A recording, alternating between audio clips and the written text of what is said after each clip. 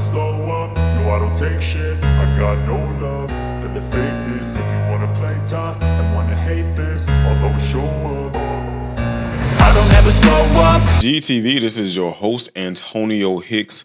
So happy, I guess, post inauguration MLK Day. I didn't watch it at all. That's I'm just kidding when I say that. Well, I'm kidding when I say happy inauguration day because what was really happy about it? Y'all put a dictator in office, but hope everybody's been having a great start to the new year. And yes, we did have the inauguration come up. So whenever you listen to this, if you've already passed this, you pretty much have known the things that have come out of it.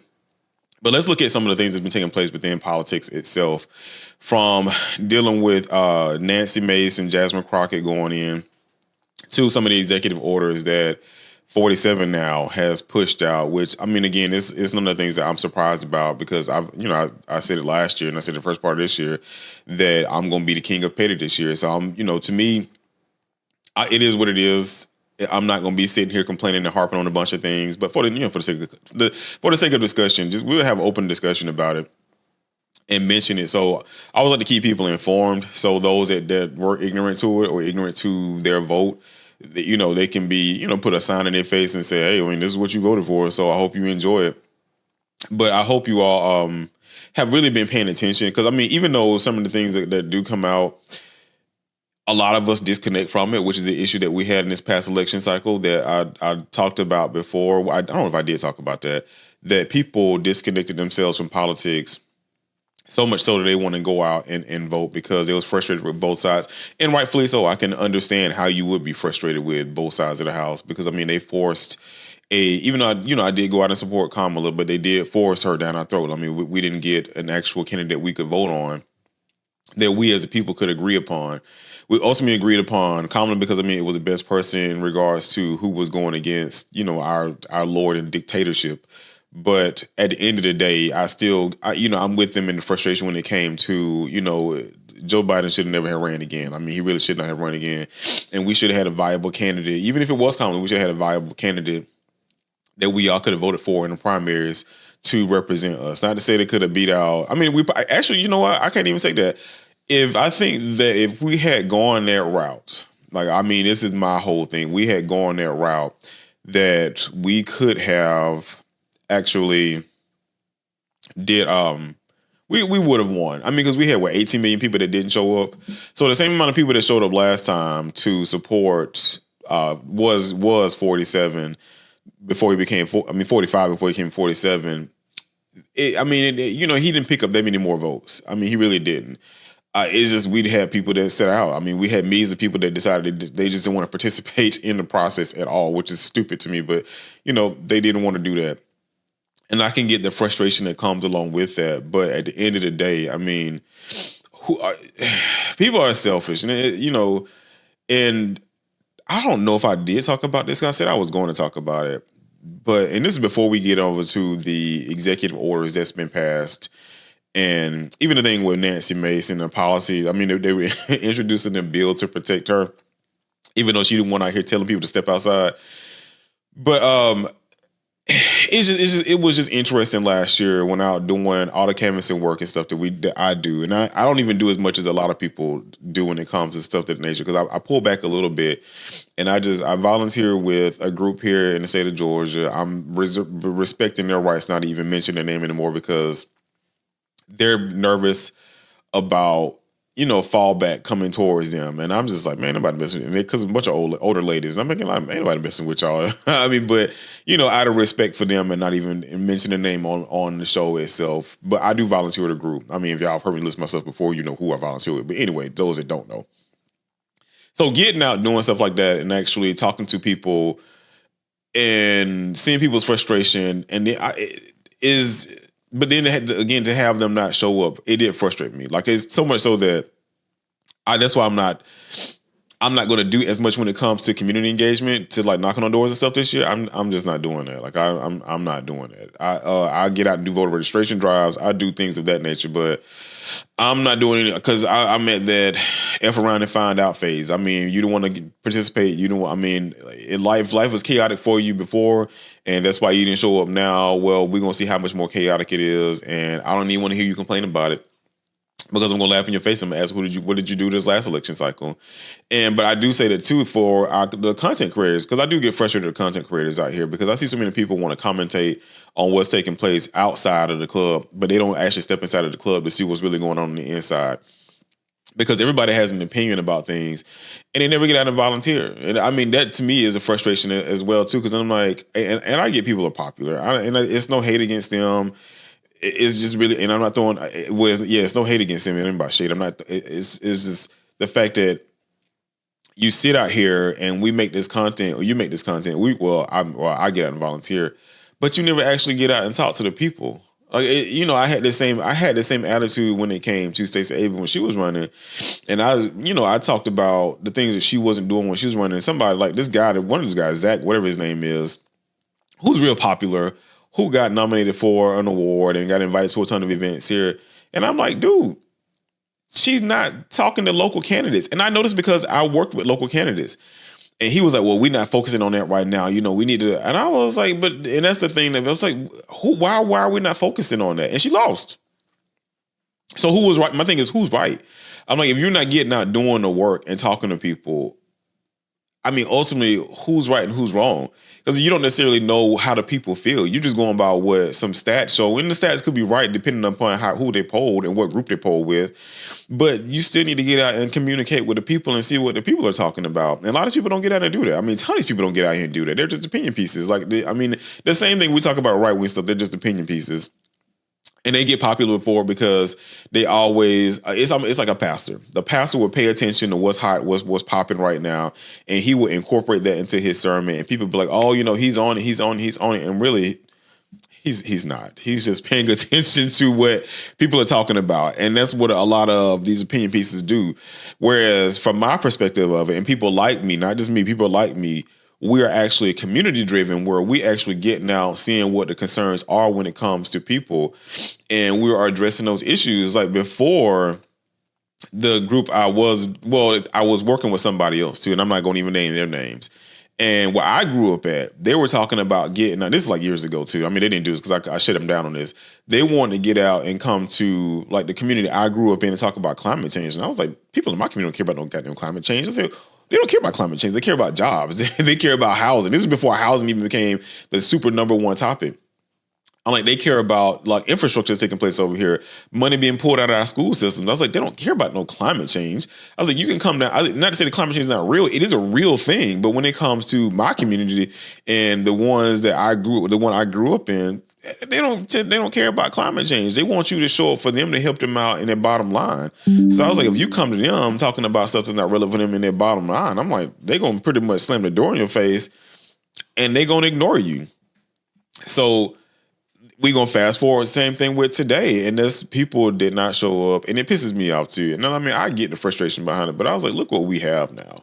So I was like, so you not showing up, you pretty much cast your vote. I hate when people say, oh, I'm not gonna participate in the process, but you did participate in the process, because not participating is an act of participation because you made a choice not to get out and do something to help you. I mean, because we had local elections too, not to help people out locally and not to help people out in the federal government, which is still overall affect you as well too. So, and I think I told the story. I don't know if I did tell the story. I had one guy, like I told all of my friends, because one of the people that she came out when she saw it, he actually came outside with a gun. Like he didn't pull it on me, but I mean, it was implied. So I came to his house looking for him because he's a registered voter and he's a registered Democrat. So I came to his house, talked to his parents. Dad was real cool. Dad was in the driveway working on the car. So I was joking around with his dad for a little bit, talking to him. And I told him who I was looking for because he told me he had already voted. And he said, oh, it's Junior. Let me go and grab him. So his dad goes and get him. Let me tell him who I was, which I thought was disrespectful too, because he should have told the boy. Because if he knew how unstable he was, he should have told him. The boy didn't want to come outside, but he forced him to come outside. And I'm going to call him a boy, but he's still a grown man. So this man come outside with a wife beater on, pants hanging off his behind and his gun, clear as they not holstered at all, hanging on his behind. And I'm like, bro, I am just here. I'm not here to borrow no sugar. I'm not here to, as a Jehovah Witness. Hey, man, I'm just trying to make sure you show up to vote. I was like, I'm not here for no smoke. I'm not your ops. I hope your ops not coming up to you with no Kamala shirt on or anything like that. And he pretty much proceeded to cuss me out and was like, get out of here. Ain't nobody thinking about that election, BS. So I'm like, okay. And I had a group of sisters. They were sitting on the front porch. I walked up talking to them, and they was like, we ain't voting for nobody. So you can, we don't even have to talk to us about that. And I was like, okay. Had another sister who was a nurse. I knocked on her door. She answered. I talked to her, and she was like, she's not doing no voting. And it's a bunch of people. Like, it's just a bunch of people. And I'm like, okay, there's people in my community on top of it too. So, to see where then and where we are now, and seeing the frustrations and seeing the stuff that's being cut out, I'm like, this is what you asked for, and this is what you called upon yourself. To see so many DEI programs stripped away that, I knew it was lies when the whole George Floyd thing came about, and they started putting this stuff in place because the black community was upset. And I'm just like, we've been undeserved for a long time, like a very long time, which is why I had no gripes against the whole H-1B visa, issues that have been coming up recently that caused battles on the Republican side when they was battling each other, having their own little civil war. And I'm like, I have no problem with skilled workers coming over here. I really don't. I mean, if you highly skilled, I have no problem with that. But at the end of the day too, though, I want to make sure that you've exhausted all your resources over here in the US of A, and they have not. And the only reason they're doing it because they want cheap labor. It's not anything, throw any, shade against our immigrants that's coming over here, that they're being shipping over here to work. It's the fact that they want cheap labor because they don't want to pay Americans. And that is the only thing that I can agree with when it came to this whole America First agenda type thing. Is because, in other countries, they're going to hire their own people first if they bring anybody in. And I haven't looked at what they look like in other countries, but I know they generally do have their own people over there working before they import in talent to help them out with stuff. And I think America should be the same way. I mean, we have a lot of talented people here in this country. And I know a bunch of talented people. And for us to have so many layoffs, but you still bringing people in on the H-1 visa thing, I was like, this in itself is not right. And I think Americans should be served first, because if you're only importing those in, but you keep laying us off, what are we supposed to do? Especially all of us in the tech industry, because I like, even on TYT was talking about it and they said they're for it. I was like, and he said, I don't have any problem with it. But I'm like, but you don't work in the field where it's affecting you. I was like, you don't understand how that feels. You don't work in that field, because like Jink was talking about it. I'm like, you yourself an immigrant. I was like, so of course you would be in agreement with it. And again, it's not to be anything racist about it. I'm like, it's the fact that you aren't affected by your job being taken away by somebody else. Your job is not being shipped to a different country to have somebody else do it. You're a reporter. You do journalism work. You can do that anywhere in the world.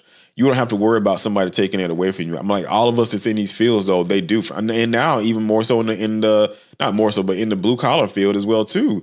They're starting to import people in to start doing that work because it's cheap labor. And to me, I think they should cut down on how many people they bring over here until all Americans have been exhausted and all of us have been put back to work.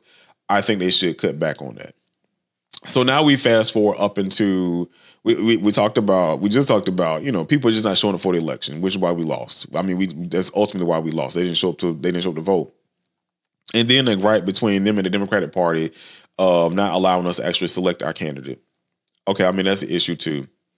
Talked about DEI programs ending because everything is DEI and is woke, which I'm still trying to understand this whole woke thing, because the woke thing has come from the black community, because we was always saying, be woke and be conscious about what the system is doing against us. But they stole it from us and made it to their own thing, rebranded it and made it to this thing of like, it's because that's a new, the N word. We don't want no woke people around here, which is just that in itself, because we don't want any of the Negroes around here. And now we fast forward up into today and it being weaponized. And you got Nancy Mace talking to, I can't even think, it wasn't the firefighters. I'm not even getting into specifics on that. But she was saying that, talking about people being woke and Hunter Biden. Sorry, I should have been prepared for that, but, brain fart. So she's talking to Hunter Biden and talking about him having white privilege to where he don't have to show up to anything. And I'm like, isn't that that pot calling kettle black, talking about somebody who has white privilege. I'm like, you know how many people didn't show up for hearings when they were subpoenaed to show up for hearings? And they didn't get arrested outside of Steve Bannon. They didn't go to jail for it. I'm like, they were elected officials that were subpoenaed to actually come up and to speak for January 6th, and they refused to do so. And you want to talk about white privilege coming to Hunter Biden. And then you want to go off on Jasmine Crockett and then tell her that, you know, if you got a problem, you know, we can go step outside. Everybody's campaign coffers really are struggling right now. So she gonna keep saying trans, so that people will feel threatened. And child, listen, I want y'all to tell me whether or Do not call me a child. I am no child. I want Don't to even find start. out I am a grown which woman. of those I am 47 years emails old. I have broken actually more have glass ceilings than you Chairman, ever I am will. reclaiming my Let's go. time. You will not do that. I Order. am not a child. I am not a reclaiming child. my time. If you want to take it outside, Mr. Chairman, I beg your pardon. And I'm like, but you say that, and then you one of your colleagues, Anna Luna or Luna Anna, whatever her last, Paulina, whatever her name is Luna Anna Paulina or Anna Paulina Luna, and she creates a bill, HRS House Bill 1599. Bro, I don't know, my brain is just like done. It's too early in the morning over here making this episode. House Bill 1599, condemning the death threats against Representative Nancy Mace. I'm like, you actually presented a bill on the floor when this woman out here starting all these fights? And I'm like, all these other Democrats out here being threatened on a daily, Jasmine Crockett being threatened on a daily basis, AOC being threatened on a daily basis. I'm like, all these Democrats are being threatened on a daily basis by MAGA people. And I'm like, but that's not, no bills are being created to protect them. And you're the one out here starting fights. People talking about somebody wanting to step outside. She should have walked outside and whooped her ass and had her laid out like freaking Yamcha. And then this is a Dragon Ball reference. So if y'all don't know who Yamcha is, he's the one that got flatlined in the first Dragon Ball season. And he got, before the fight even got started, he got laid out. And so my thing is, if she had gone outside, Jasmine probably would have been out there whooping her ass. But and I'm going to mark this 18 plus so people not out here saying, oh, you're not here cursing. And then you want to get into talking about that. So white privilege. So we look at who's in the new administration, and we don't see any minorities. We barely see any women, but we don't see any minorities or black people in the new administration outside of the Negro job of being over housing and development to a fool that's not even qualified to be in there. A football player who can't even understand what it takes to do this job, can't ensure that he won't work on the discrimination that takes place in there. And that's the job that you always get to the black people. There are no other black people within his administration. And black folks from Tim Scott to the other clowns out here out supporting him. And I'm just like, why? But there again, I don't care anymore when it comes to stuff like that. And it's not that I'm giving up. It's just that I just want people to actually see what it is that they're doing and who they're supporting and where does that get them. Like, we look at some of his executive orders, and I'm not going to go through all of them because, I mean, it's a lot. But but I mean, we knew he was going to do this. Like, one of the first ones, some of the ones that he did sign in, he rescinded some of Joe Biden's, was Executive Order 13985, the advancing of racial equity and support for undeserved communities through the federal government. So black people are supporting this man. He already want to cut helping you out. And I don't care if he did it just because he don't like what Joe Biden is doing. He don't want anything in his administration or under him that came from Joe Biden. Because he did the same thing with President Obama. When he came into office, everything that President Obama did with executive orders or bills he passed, he cast his own executive orders to rescind all of that stuff. Whether it was good for American people or not, he rescinded all of it, which is why he was trying to also get rid of the Affordable Care, because it came up under President Obama. So anything that came from anybody else that would look good that he couldn't get any credit for, he wanted to get rid of it. And to me, that's a narcissistic person in the most highest of forms, to where you want credit for everything. Same thing that happened with TikTok. You the one that cast brought up this issue of TikTok being ran by this foreign government. And I'm like, you concerned about that, but all of our stuff and our goods and products are made over in China. And now, you want to be known as a savior of TikTok to help them try to find an American buyer to own them so they can legally operate over here in the US of A, which I think is that's extortion. Because I was like, why are you? I'm like, what if they did that in other countries that we want to sell? American company want to sell their products over there. It was like, no, you can't do that unless you give us a 50% stake of your company to sell over here in our other countries. That's extortion, man. That's the bullying crap I hate when it comes to the United States. But we don't care. I mean, especially the people in other communities don't care. He rescinded Executive Order 13999 protecting worker health and safety. Some of his major supporters, his biggest supporters, are blue collar workers. Their safety should not be of any concern. Executive Order 14004, enabling all qualified Americans to serve their country in uniform. If you're going to war, why do you care about what the sex is or gender is of the person next to you? You're trying to win a war, right? I don't care if I got a trans person right next to me fighting with me on the battlefield. We're all brothers in arms out here trying to protect our so-called country that we supposed to be loving and protecting this Constitution and the rights of our people over here. Why do I care what that person's gender is that's next to me fighting on the battlefield?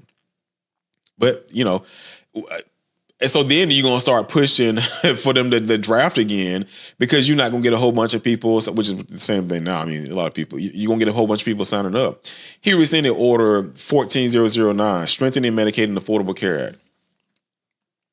There's a plan, but he wants to rescind it. He wants to get rid of the Affordable Care Act. Now, here's one of the biggest kickers for me. And this is the one that I clapped at so many people before. Like, I've been clapping at them. I clapped at somebody else and I unfollowed them too.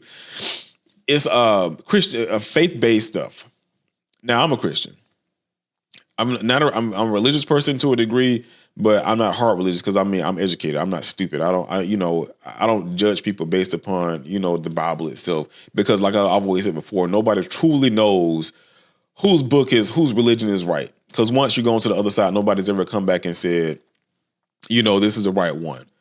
I know I'm a Christian. I know who I believe in. I know who I pray to, and I know how it's worked out for me. And I can list examples of how I believe God has helped me, the God I serve. But that's just me. I'm not doing anything against anybody else, and I'm for damn sure not highlighting or not propping up and idolizing anybody on this earth. I don't care if it's money. I don't care if it's person. I don't idolize anybody out here. But somehow, some way, in the Christian community, people are idolizing the golden person.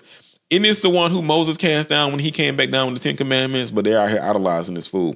So this is the one that was a kicker for me, because I was like, aren't y'all?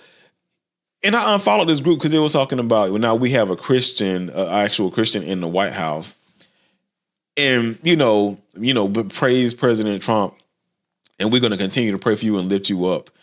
And I'm just like, so the first thing he does, so they say that, and I was like, because he said he was, God saved him in order for him to be president again and make America great. I was like, bro, you don't even know what it means to be saved. You don't know what the word means to be saved in reference to Christianity itself. But anyway, so the first thing he does, he rescinds 14015, establishment of the White House Office of Faith-Based and Neighborhood Partnerships. Now, some of the things they did within that actual group organization that the Biden administration created the functions were the principal functions of the White House Partnership Office are to extend a permitted by law to assist and organize in more effective efforts to serve people in need across the country and across the world, in partnership with civil society, including faith-based and secular organizations, to develop, lead, and coordinate the administration policy agenda affecting faith-based and other community programs and initiatives, and to optimize the role of such efforts in the community, to ensure that policy decisions and programs throughout the federal government are consistent with the policies set forth in Section 1 of this order with respect to faith-based and other community initiatives, to bring concerns, ideas, and policy options to administration leadership for assisting, strengthening, and replicating partnerships, whether financially or non-financially, with faith-based and other community organizations, and to promote awareness among diverse civil society leaders of opportunities to partner both financially and otherwise with the federal government to serve people in need and to build institutional capacity. It is to serve the people. And the first thing he did was rescind that with his executive orders. And y'all said this man is a Christian, and he was sent here by God to bring faith back into the White House. But the first thing he does is cast out something meant to serve the people. Y'all are fools. And he is not a Christian.